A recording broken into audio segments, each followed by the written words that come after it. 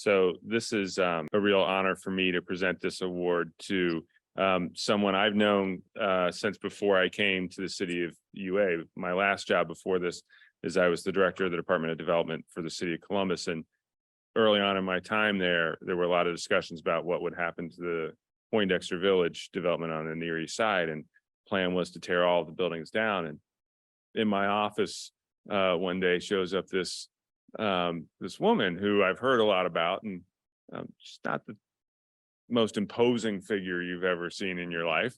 But then you sit down and you talk to her and you find a woman who has a passion for telling the story of history and helping us understand the things that we might have forgotten. And Rita changed my mind on a couple things. And today there are buildings that tell the story of James Preston Poindexter. See, I got it. Didn't even have to look at my notes. I still remember James Preston Poindexter and what he meant to the African-American community.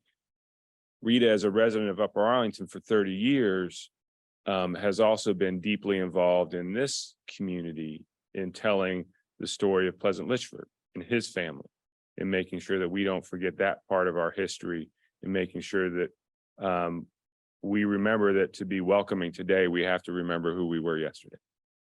And so there's a lot more words in this proclamation here. I'm not going to read them. I've probably taken up more time than I have, but I would like to recognize Miss Rita Smith for being the recipient of this year's Community Relations Award.